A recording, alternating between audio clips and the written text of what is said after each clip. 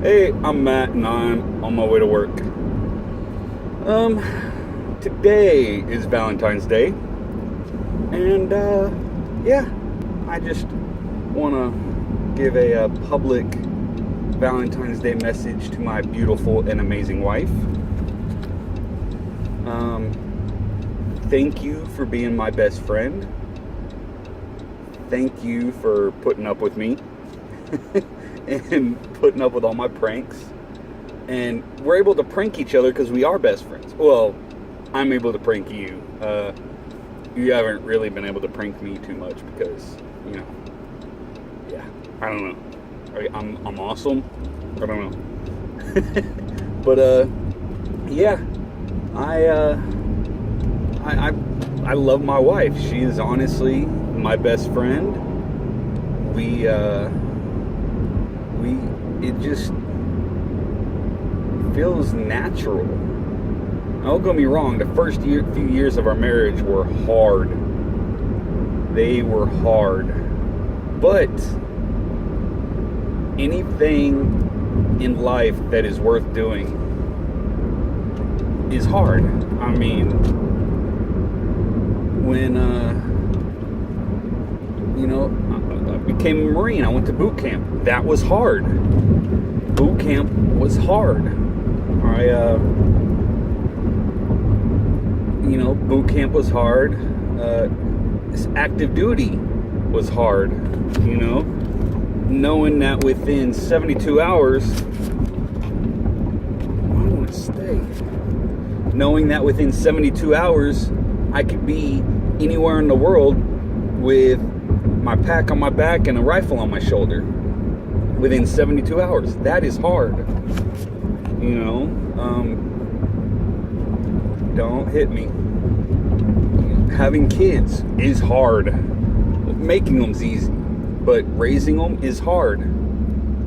So basically, the bigger the trial and the harder it is, the bigger and better the reward is. Okay? So the first few years of our marriage was hard. We were getting used to each other. Both of us had been married before, and we came in with expectations of what marriage was based on our two previous failed marriages, which were, in both of our accounts, were not good marriages, all the way around. And it took us a while to realize that we didn't marry our ex. Okay, so the things our ex did to us, we were holding against each other. But now, we honestly are best friends, and I honestly do not know what I would do without my wife. I honestly have no idea what I would do without my wife. We are a team. We are a partnership. I go to work every single day, and she helps me. She picks up the kids. She takes care of my bratty and ornery kids. She takes care of that. She takes care of our spoiled and ornery dogs. Really, she takes care of our dogs. She, cooks and cleans. I'm not saying that's her job. It's just that's what she does. She brings in this marriage. She's honestly the glue that holds our marriage together. And it's just everything we went through has brought us to today where we can honestly and openly 100% trust each other. And we joke around about stuff. Like earlier today, we were somewhere and a couple firemen walked in and she said something. I was like, oh, of course you noticed the firemen. Before me, she dated a fireman. Before me, she dated a fireman. So, she dumped the loser and got with a hero. But yeah, I was like, of course you noticed the fireman. Matter of fact, the first couple times I was trying to tell her I liked her, I was talking to her like, hey, you seen anybody or anything like this? And then another girl at work would chime in, oh yeah, she's seeing a fireman. And I was like, great. So, I am honestly 100% in love with my wife. And I honestly, emotionally, it's hard to think back about how life was without her. Like, I know I can live without her because I did it for 28 years. So I know I can live without her. I just don't want to live without her. It's hard to honestly, we've been married for 7.5 years, and honestly, it is hard to imagine what life was without that person. I was talking to Angela about this the other day. It is hard to remember. It is hard to remember what life was like without that other person, without waking up in bed next to that person, without going to sleep snuggling with that person, without driving around town for an hour saying, what do you want to eat? I don't know. Well, do you want to eat here? I don't know. Do you want to eat here? I don't know. Do you want to eat here? I don't know. It's hard to imagine what life was before that, where you just like, I'm hungry, and you drive to the first place you saw. I was like, okay, eating here. But yeah, I give my wife a hard time, and yes, I do take her phone and do stuff to it, but the genius of that, yesterday she left her phone in the car, and I honestly have to say this might be the best prank I've ever done with her phone. She left her phone in the car. She was able to, at home, get on Facebook and say that she left the phone in the car and asked me not to do anything. And I posted asking for ideas of what to do to her phone, and then she started telling me that if I knew what was good for me, and then I put a gif of Dr. Evil going laughing, and then we got in a gif war back and forth. And then I posted, when I got off work, I took a picture of me in the van with her phones and posted it on Facebook.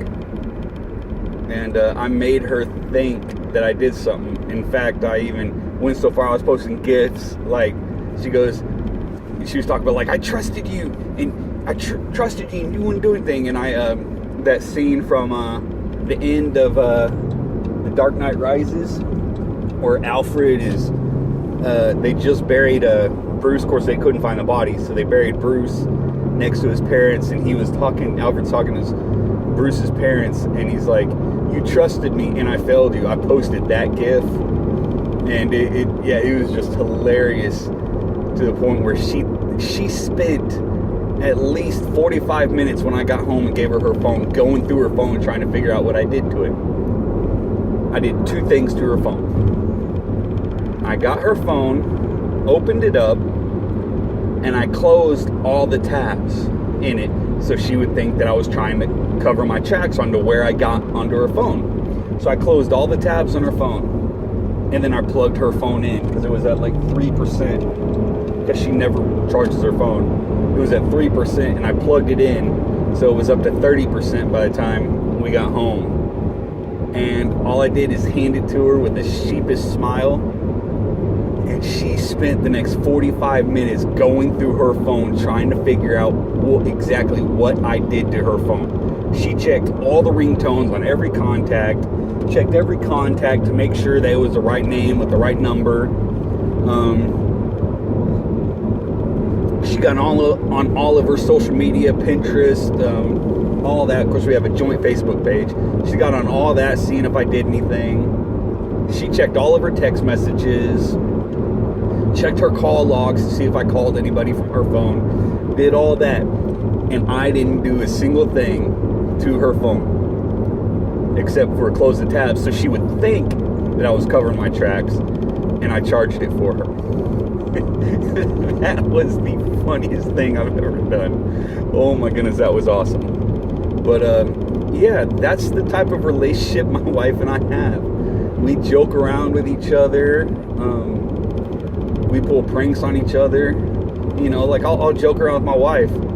And like earlier today, I had a candy bar because it's Valentine's Day. And I had to go to the doctor, and we got some candy for Ronnie for Valentine's Day. And I got a Milky Way. And I took a bite of it and then handed it to her. She goes, what am I supposed to do with it? I'm like, take a bite. She goes, I don't want a bite. And I'm like, you act like you have a choice. And she looked at me, she goes, I do have a choice, butthead. So that's just our relationship. She is my best friend. Like, honestly, she is my best friend. I joke around with her almost the exact same way I joked around with my Marine Corps buddies back in the day. Like, I'm dead serious. She is my best friend. She is awesome. Well, she's more emotional than my Marine Corps friends. Definitely more emotional than my Marine Corps friends. But, yeah. But, I also didn't want to sleep with any of my Marine Corps friends. And I want to sleep with my wife. So, oh, also, like, I told my wife this. I went back and I saw a doctor. I had to see a doctor. I get a checkup every 3 months at the VA. And I had to see my doctor, and she was asking me how things were and everything, and, you know, asking me about medications and if I thought I needed any medication. And I asked her for the second appointment in a row, asked her, can you write, you can put it on a sticky note, but can you write a prescription for sex one time a day, no less than one time a day with my wife? And she's like, I can't do that. She laughed. And then I went out and told my wife. I'm like, yeah, the doctor refused the sex prescription again. My wife just, oh, whatever. So, yeah. I honestly love my wife. I love messing with her. I love joking around with her.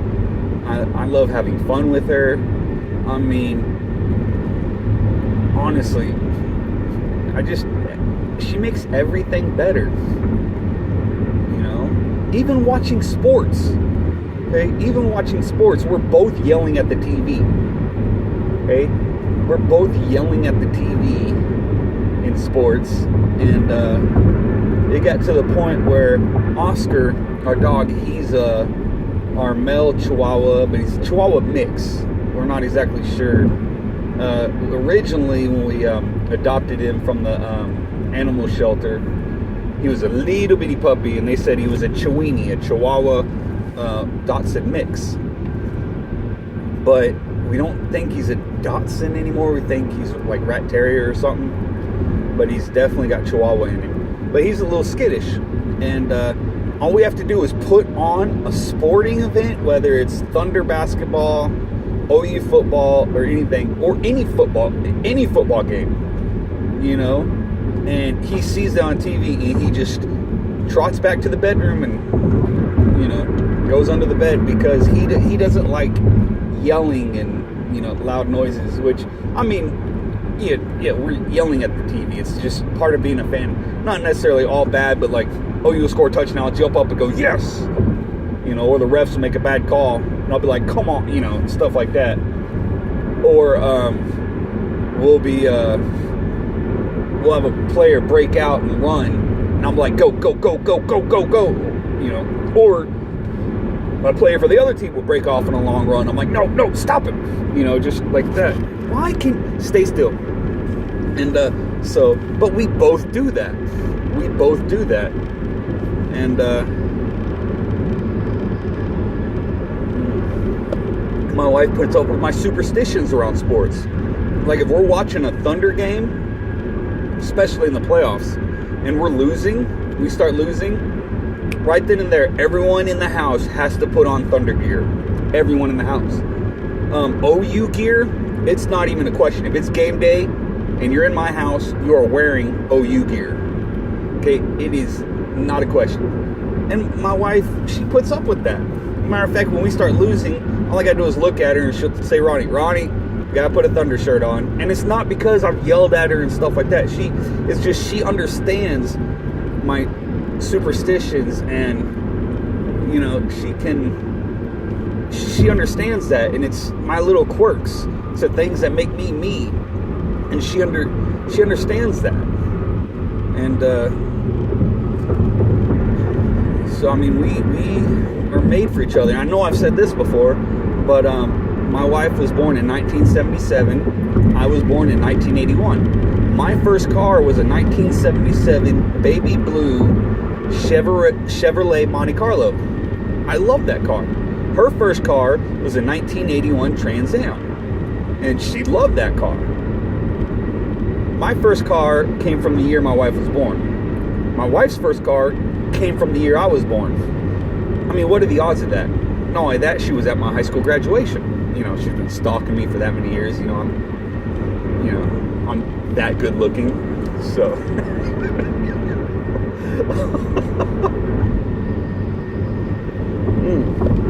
But yeah, I just want to say that I'm madly in love with my wife. She is truly my partner. We are a team. Oh, and I tell her, we are a team. She even agrees, yes, we are a team. And I say, okay, you get mad at me for laundry, for my laundry, like underwear and shirts and shorts and stuff, next to the laundry basket. And I go, we are a team. Can Russell Westbrook make every single shot he shoots? No. That's why Steven Adams is there to crash the boards and put it back. So we are a team, babe. You need to crash the boards and put it back. If I missed the hamper, crash the boards and put it back. Okay? Again, crash the boards and put it back. Although you are by far a lot more attractive than Steven Adams. A lot more attractive than Steven Adams. And I'm sorry, Steven, even though you could probably rip my head off, because I've heard from people that played against you, you're from Krypton. But, you know, you could probably rip my head off. You look like a strong dude. And you could probably whip my head off, but I will stare you right in the eye. I'll get a step stool or a ladder and climb up the ladder and then stare at you in the eye and say, my wife is by far better looking than you. And you'll probably agree. And I guarantee you, Steven, if you did try to rip my head off, you'd be winded by the end of it. I'm not saying I would win, but I'm saying you'd be winded. So, but yeah. So babe, you know, you and Steven Adams both have long hair. Hey, you gotta crash the boards. We are a team. That's my wife calling me. So I'm gonna say bye and answer the call. Bye.